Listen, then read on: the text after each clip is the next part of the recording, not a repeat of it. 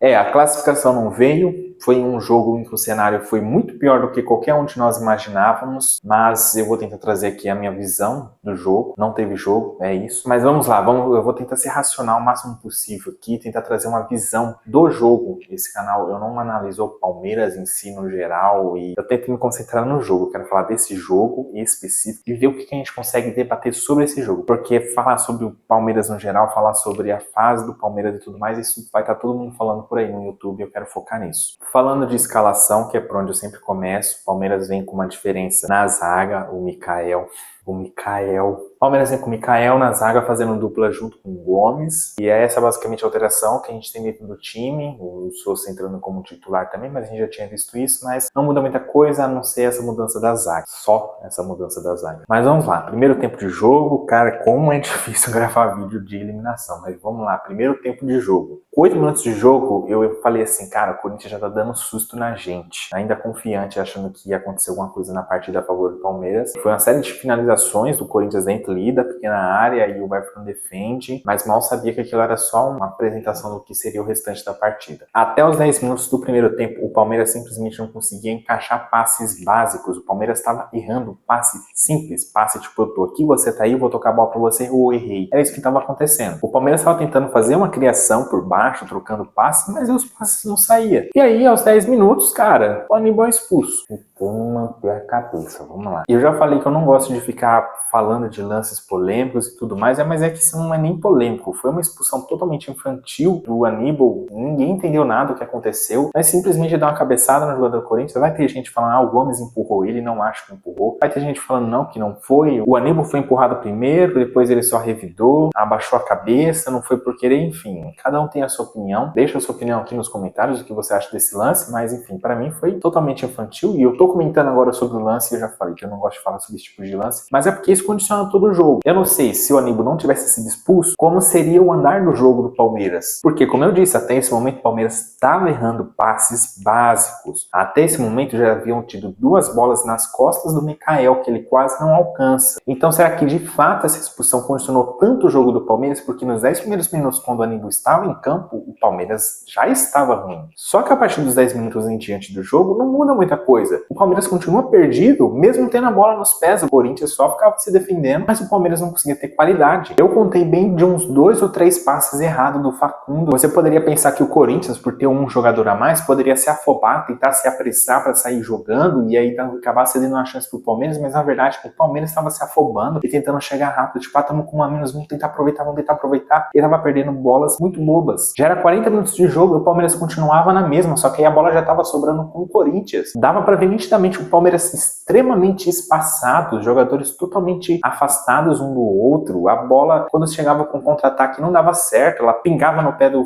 Vitor Roque e sobrava para alguém do Corinthians e eles já emendavam um contra-ataque. Tanto é que nisso gera um escanteio pro Corinthians. E aí vem o gol do Corinthians. É um gol em que, novamente, a defesa do Palmeiras dorme, ficam acompanhando a bola em vez de acompanhar os jogadores. O Everton fica reclamando de uma falta. E aí, realmente não vou entrar em mérito aqui. E o que a gente tem pro final do primeiro tempo é um chuveirinho na área do Palmeiras tentando fazer alguma coisa, mas sem levar nenhum perigo ao gol. E ok, até aqui eu tô falando do primeiro tempo, um pouco com ânimos exaltados ainda, mas tentando manter a racionalidade. E o que eu quero explicar aqui é que acaba o primeiro tempo, mas a gente ainda tem uma perspectiva de que, pode dar certo. Assim que o Aníbal foi expulso, eu já logo pensei, a melhor alternativa é tirar o Evangelista e colocar o Emiliano Martins. Você fecha bem o Palmeiras, e aí você, já que iria ficar dando chutão pra frente, você pelo menos não ia precisar do meio do campo, já vai dar chutão pra frente de toda forma, então, tira logo o Evangelista, bota o Martins, fecha bem atrás e bota os caras da frente pra correr, Nunca pensei que ia ficar pedindo chuveirinho na área. Só que aí tudo muda quando acontece o gol do Corinthians. A partir daí você já não tem opção, é atacar ou atacar. Tira o Facundo, não tá jogando bem. Bota o Flaco Lopes.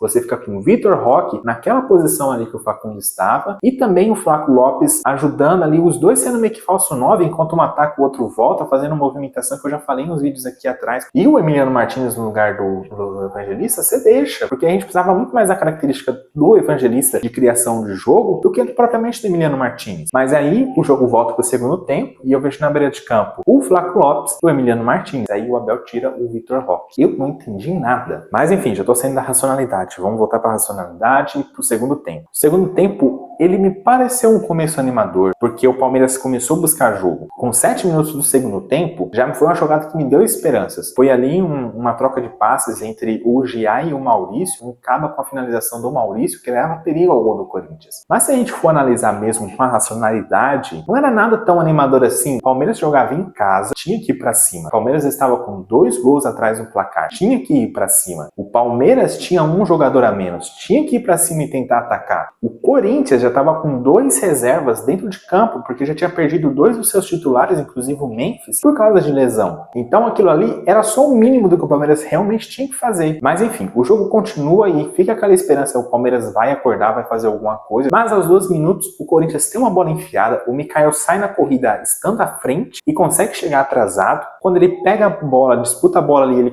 faz uma falta totalmente não necessária e uma falta de uma posição que é como um escanteio de mangas curtas, ali perto da grande área, um jeito para cruzar bem melhor do que propriamente um escanteio. E aí, novamente, bola aérea, o Palmeiras leva mais um gol. Aos 25 minutos, entra o Felipe Anderson e o Rafael Veiga, sai o Maurício e sai o Lucas Evangelista. Era um Palmeiras que precisava buscar resultado, mas que dentro de campo estava totalmente estagnado. Tem um momento, numa saída de bola do Corinthians, que o Corinthians começa a tocar bola dentro do campo de defesa deles e o Palmeiras não sobe a marcação. Os jogadores do Palmeiras não vão para pressionar. Nem parecia que o Palmeiras estava num placar agregado de 3-0 nesse momento, jogando dentro de casa. E até ali, o jogo não estava aquele jogo picado e chato, mas aí aos 30 minutos, tem uma entrada dura por parte do jogador do Corinthians, começa uma discussão com o Rafael Veiga, que eu nem sei de onde que saiu a relação do Rafael Veiga no meio daquela jogada, e aí a partir dali é a especialidade do Corinthians, é fazer cera. Aí é o Yuri que cai lá dentro da área, aí tem que ser atendido, aí logo depois eles já mandam uma substituição, e vira aquele jogo todo travado que a gente já conhece. Depois disso não tem jogo, é Palmeiras tentando fazer alguma coisa sem ter sucesso, e o Corinthians conseguindo ter muito sucesso em fazer cera. E sobre o jogo é isso, é como eu disse no começo, eu quero trazer nesse quadro basicamente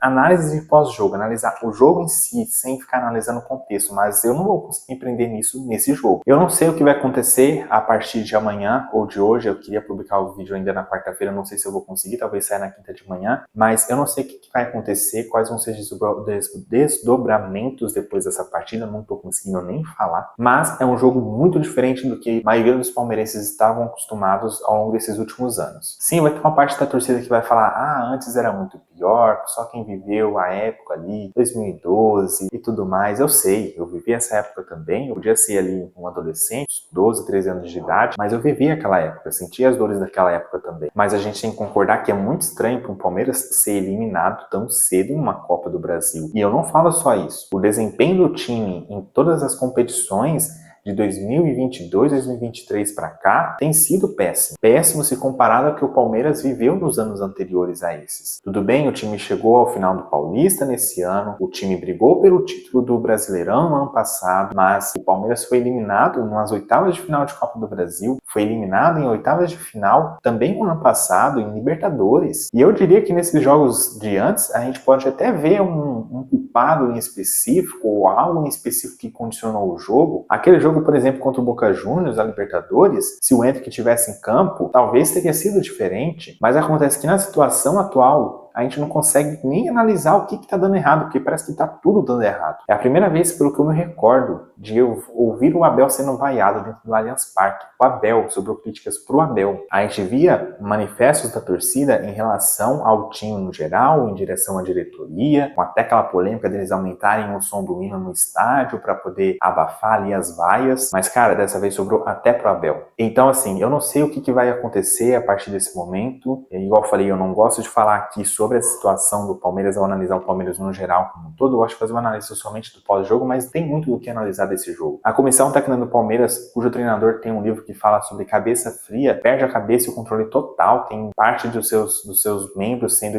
expulsos do jogo. O time do Palmeiras tem 2 expulsos, o Aníbal é expulso, o Emi Martinez meio que entra pra fazer a função dele e é expulso também, tudo bem que no final do jogo, mas cara, e aí eu sei, vão ter pessoas que vão falar, mas a arbitragem isso, a arbitragem aquilo outro, mas seria muito melhor se o Palmeiras conseguisse ter imposto o seu estilo de jogo contra o Corinthians, tomado conhecimento da forma que o Corinthians jogava para neutralizar neutralizar isso e ter vencido as partidas, porque o Palmeiras tem muito mais time do que o Corinthians para fazer isso. Mas é isso, eu não queria me estender, não sei nem mais quanto tempo de vídeo que tá dando aqui. Eu sei que é chato, principalmente numa situação dessa, mas se você pelo menos assistiu até aqui, por favor, você deixa o seu like, pelo menos para dar apoio, porque eu sei que ninguém vai querer ver esse vídeo, o vídeo de derrota é muito chato. Mas nós seguimos juntos, vamos juntos com o Palmeiras, nós ainda estamos bem no Brasileirão, nós ainda temos chance na Libertadores e que esse jogo seja um aprendizado do que a gente não fazer para que a gente possa melhorar para as próximas partidas. Eu espero muito que você que está assistindo até aqui considere o seu like, a sua inscrição no canal. Nós nos vemos juntos aqui no próximo jogo do Palmeiras para comentar sobre a partida. É isso, pessoal, muito obrigado. Ah, tá, nosso canal agora tem TikTok, tá o link aqui em algum lugar do canal, vou ver se coloco na descrição. Segue a gente lá, é isso aí, até a próxima.